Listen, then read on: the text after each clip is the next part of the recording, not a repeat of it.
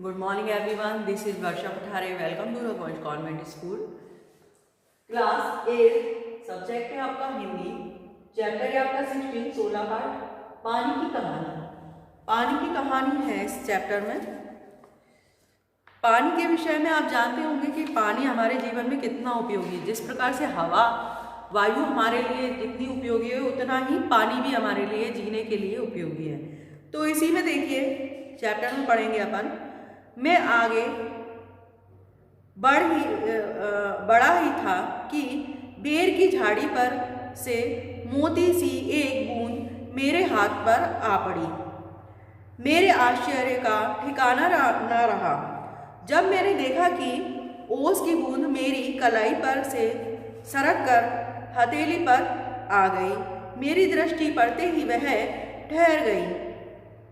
थोड़ी देर में मुझे सितारा के तारों की सी झलक सुनाई देने लगी। जो सितार होता है उस सितार की ध्वनि, मतलब आपने देखा होगा वाद्य यंत्र होते हैं, उस सितार के तारों की ध्वनि सी उस सुनाई आने लगी। किसको? जो लेखक है उसको। मैंने सोचा कि कोई बाजा बजा रहा होगा। चारों ओर देखा, कोई नहीं। फिर अनुभव हुआ कि यह स्वर मेरी हथेली से निकल रहा है। उसकी जो लेखक है उसकी कलाई पर क्या है, वो उसकी बूंद गिरी थी। उसकी बूंद के कारण उसको ऐसी ध्वनि सुनाई आ रही थी, ऐसी आवाज़ सुनाई आ रही थी। ध्वनि से ध्वनि ध्यान से देखने पर, ये वाला तो हो गया, हाँ, ध्यान से देखने पर मालूम हुआ कि बूंद के 2 कण हो गए हैं। मतलब जो हथेली पर जो बूंद गिरी थी उसके कितने 2 भागों में बट गई वो, और वे दोनों ही हिल हिल कर यह स्वर उत्पन्न कर रहे हैं। मतलब वो दोनों बूंदें अलग अलग हो गई और आपस में जो हथेली पर हिल रही हैं तो उससे ध्वनि, उससे स्वर निकल रहे हैं, मानो बोल रहे हों। क्या बोल रहे हैं अब देखिए। उसी सुरीली आवाज में मैंने सुना, सुनो सुनो। मैं चुप था। फिर आवाज आई, सुनो सुनो। अब मुझसे ना रहा गया। मेरे मुख से निकल गया, कहो कहो। ओस की बूंद मानो प्रसन्नता से हिली और बोली, मैं ओस हूँ, जानता हूँ। मैंने कहा, लोग मुझे पानी कहते हैं, जल भी मालूम है। मैं बेर के पेड़ में से आई हूँ। झूठी, मैंने कहा और सोचा, बेर के पेड़ से क्या पानी का फव्वारा निकलता है? अब वो क्या है, बूंद से क्या बोल रहा है, झूठी है ये बूंद, ये बेर के पेड़ पे से कैसे आई है, झूठ बोल रही है। क्योंकि पानी क्या बेर का जो झाड़ी होती है उस पे क्या पानी का फव्वारा लगा हुआ होता है? बूंद फिर हिली, मानो मेरे अविश्वास से उसे दुख हुआ हो।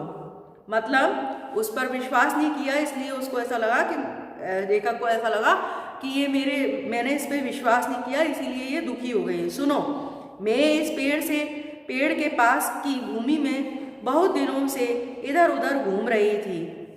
मैं कणों का हृदय टटोलती फिरती थी कि एकाएक पकड़ी गई। कैसे? मैंने पूछा। वह जो पेड़ तुम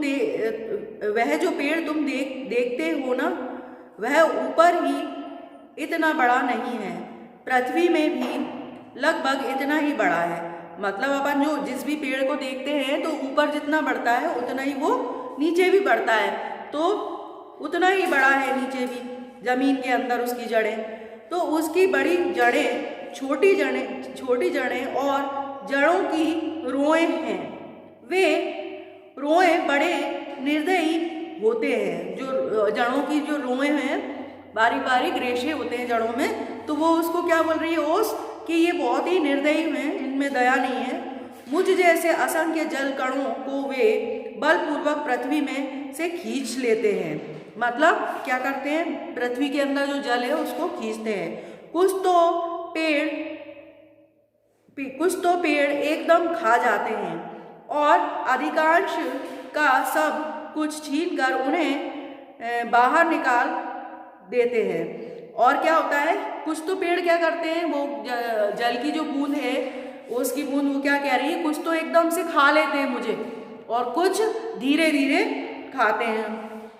क्रोध और घृणा से उसका शरीर कांप उठा। किसका? ओस की बूंद का।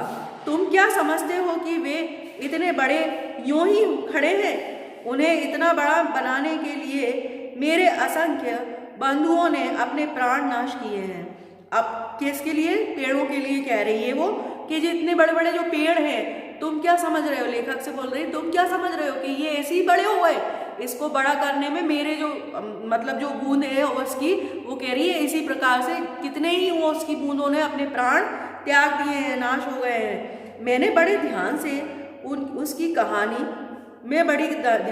कहानी सुन रहा था। हाँ, तो मैं भूमि के खनिजों को अपने शरीर में घुलकर आनंद से फिर रही थी कि दुर्भाग्यवश एक रोए से मेरा शरीर छू गया। मैं कांपी, दूर भागने का प्रयत्न किया, परंतु वे पकड़कर छोड़ना नहीं जानते। मैं रोए में खींच ली गई। अब वो क्या बोल रहा है कि मैं तो ऐसी अपने अंदर बहुत सारे, जो पानी होता है उसके अंदर बहुत सारे खनिज लवण होते हैं, आपने भी सुना होगा। तो वो क्या है, वो बूंद क्या बोल रही है, मेरे अंदर बहुत सारे खनिज लवणों को लेकर मैं तो इधर उधर टहल रही थी, वैसे ही घूम रही थी, पर अचानक से जो वो रोए होते हैं, जड़ों में जो रोए होते हैं, उन्होंने मुझे खींच लिया और मैंने बहुत कोशिश करी अपने आप को छुड़ाने की, पर उन्होंने मुझे पकड़ लिया। ठीक है, फिर क्या हुआ, मैंने पूछा। मेरी उत्सुकता बढ़ चली थी। मैं एक कोठरी में बंद कर दी गई। थोड़ी देर बाद ऐसा जान पड़ा कि कोई मुझे पीछे से धक्का दे रहा है और कोई मानो हाथ पकड़कर आगे की ओर खींच रहा हो। मेरा एक भाई भी वहाँ लाया गया था। उसका किसका? ओस की बूंद का एक भाई, क्योंकि ओस के बारे में बता रहे, तो उसका भाई भी लाया गया था। उसके लिए स्थान बनाने के कारण मुझे दबाया जा रहा था। आगे एक और बूंद मेरा हाथ पकड़कर ऊपर खींच रही थी। मैं उन दोनों के बीच पिस चली। मैं लगभग 3 दिन तक यह सशक्त भोगती रही। मैं पत्तों के नन्हे नन्हे छेदों से होकर जैसे तैसे जान बचाकर भागी। देखा होगा पत्तों पे ही ओस की बूंद कहाँ होती है? पत्तों के ऊपर ही होती है, तो पत्तों के छिद्रों में से निकलती है, वो पानी निकलता है। मैंने सोचा था कि पत्ते पर पहुँचते ही उड़ जाऊंगी, परंतु बाहर निकलने पर ज्ञात हुआ कि रात होने वाली थी और सूर्य जो हमें उड़ाने की शक्ति देता है, सूर्य क्या है? क्योंकि जल जो है, सूर्य उनको उड़ने की शक्ति कैसे देता है? आपने देखा होगा कि जब सूर्य निकलता है और पानी गर्म होता है तो भाप बनकर वो ऊपर उड़ती है, तो इसीलिए सूर्य क्या करता है? उनको उड़ने की शक्ति देता है। जा चुका है, वो क्या है? जा चुका है। और वायुमंडल में इतना जलकण उड़ रहे हैं कि मेरे लिए वहाँ स्थान नहीं है। तो मैं अपने भाग्य पर भरोसा कर पत्तों पर ही सुकड़ी पड़ी रही। तो ये बूंद के बारे में है, जल की बूंद के बारे में कहानी है। वो अपनी कहानी सुना रही है लेखक को। तो 2-3 पेज और रह गए हैं, तो उनको मैं नेक्स्ट वीडियो में कंप्लीट करूँगी। Okay, thanks for watching video.